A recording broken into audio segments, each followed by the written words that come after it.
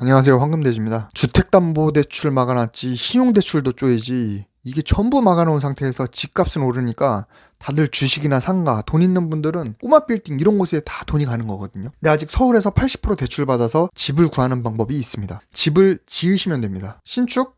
그건 아닌 것 같아. 나는 아파트 살 거야. 이런 분들도 일단 끝까지 보시면 분명 도움이 되실 겁니다.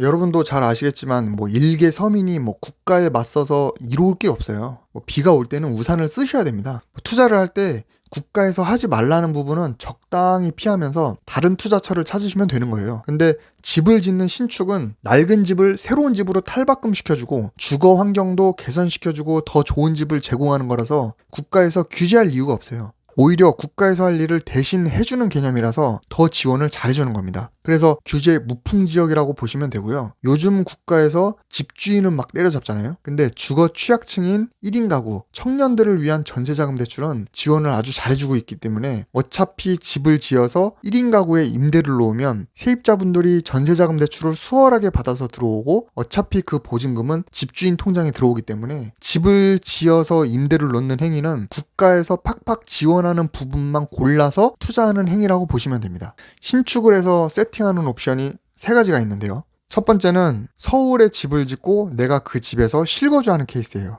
이건 아무리 대출이 80%가 나온다 하더라도 돈이 조금 여유 있으신 분이나 아파트가 아니어도 도심에서 단독주택이나 전원생활을 꿈꾸시는 분들이 여기에 해당이 되고요. 이와 관련해서는 제가 이제 영상을 하나 여기다 올려드릴 테니까 이걸 보시고 좀 도움을 받으셨으면 좋겠습니다. 두 번째는 서울에 건물을 지어서 나는 탑층에 살고 아래층은 임대를 놓는 방법인데요. 이거는 이제 첫 번째보다는 건물 규모는 더 커지기 때문에 절대적인 금액은 많이 들어가지만 결국 그 건물에 임차인이 들어오기 때문에 자금을 전세보증금으로 충당이 가능하고 대출을 받는다 하더라도 이제 월세로 이자나 원금을 상환하면 되기 때문에 좀 더 공격적인 투자를 하면서 실거주까지 해결하시는 분들은 이렇게 하는 게 좋습니다. 다만 집주인 입장에서 세입자랑 자주 마주치게 되면 별로 좋을 게 없기 때문에 개인적으로는 좀 비추긴 합니다. 세 번째는 나는 무조건 아파트 살아야겠다 하는 분들은 일단 서울 아파트에 월세로 사시고 남은 목돈으로 서울에 원룸 건물을 지으시는 겁니다. 건물을 지어서 팔아서 차익을 남겨도 되고 전세로 세팅을 해서 투자금 이상의 돈을 회수하는 방법도 있습니다. 신축을 100% 투자 목적으로 접근해서 돈을 벌고 그 돈으로 내 실거주는 대출 없이 서울에 아파트를 사시면 되는 거거든요. 제가 이 세 번째 케이스에 해당되거든요.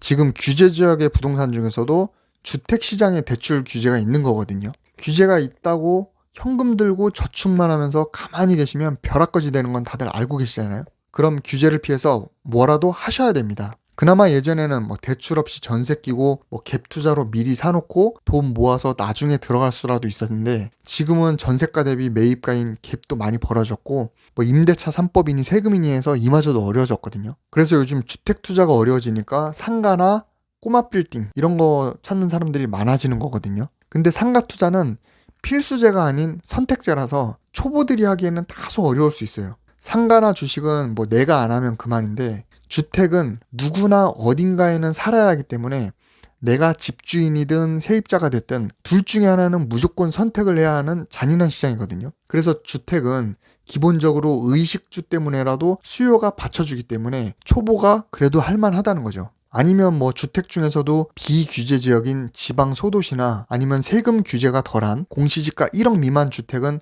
또 투자가 또 가능하거든요. 그래서 제 주변에는 지방에 이런 아파트만 골라서 투자하시는 분들도 많이 계신데 이건 개인적으로는 비추입니다. 이거는 전문 투자자로 그 태클을 타겠다는 의미거든요. 웬만큼 공부하지 않고는 쉽지 않기 때문에 주식으로 치면 우량주가 아닌 작전주나 테마주에서 승부를 보는 것과 비슷하다고 보시면 됩니다. 서울의 아파트 중위 가격이 10억에 육박합니다. 내가 1년에 1억씩 모은다고 해도 10억짜리 아파트 살려면 10년 걸려요. 가능합니까 이게? 대출이 80%가 된다 하더라도 어차피 2, 3억은 있어야 돼요. 2, 3억이면 서울 도심지에 작은 땅 사서 건물 짓는 게 가능한 돈이거든요. 레버리지가 가능한 투자 종목이 있다면 우선 그 방법을 활용해서 벼락거지를 면하는 게 우선이에요. 앞서 말한 세 가지 옵션 중에 내가 원하는 옵션을 선택을 해서 우선 서울에 주택을 지으세요. 내가 서울에 주택을 사려고 하면 규제가 강하지만 직접 짓는다라고 하면 규제가 없어요. 대출이 80%가 나오고 건축주만 가능한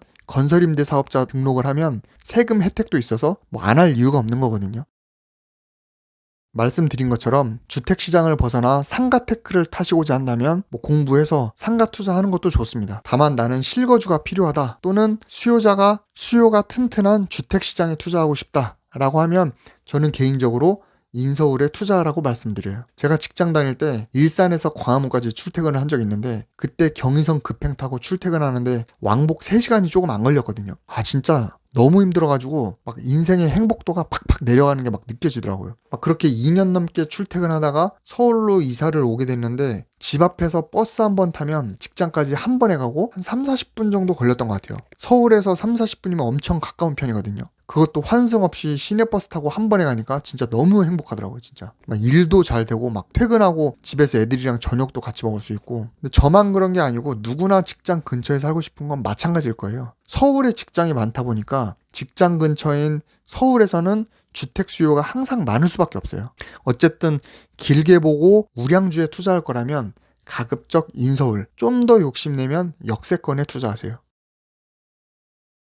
우선 땅을 사서 집을 지으시면 되는데 땅 살 때 대출 80% 받고 건축비에서도 대출 80% 받고 싶고 임대를 놓던지 실거주를 하시면 됩니다. 그러니까 서울에는 빈 나대지 땅이 없기 때문에 땅이라 하면 뭐 노후된 건물이나 노후주택을 말하는 거고요. 그런 주택은 주택이라 하더라도 어차피 신축을 할 예정이기 때문에 주택으로 보지 않고 땅으로 보기 때문에 토지담보대출이 나와요. 이때 눈탱이 맞고 사시면 안 돼요. 시세보다 너무 높게 사버리면 대출이 80%가 안 나올 수가 있어요. 그러니까 내가 만약에 10억짜리 땅을 샀다고 하면 은행에서 10억을 다 인정하는 게 아니거든요. 은행도 은행 나름대로 시세를 파악해서 감정 후에 대출해주기 때문에 시세보다 비싸게 사시면 안 됩니다. 보통 30평에서 40평대 땅을 보시면 되는데 서울 외곽으로 가면 아직 평당 2천만 원 이하짜리 땅이 있어요. 만약 30평에 평당 2천만 원이면 6억이죠. 6억에 대출 4.8억이 나오면 내 돈 1.2억이 들어가는 거고요. 건축비도 대출로 충당하고 건설사에서 공사비 일부는 외상으로 해주기 때문에 나머지 뭐 공사비나 세금, 이자 같은 부대비용 정도 가지고 있으면 건물주가 될 수 있는 겁니다.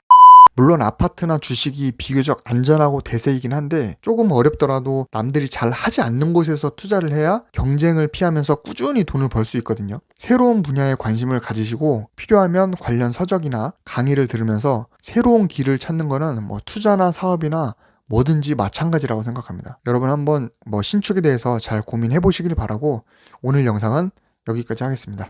감사합니다.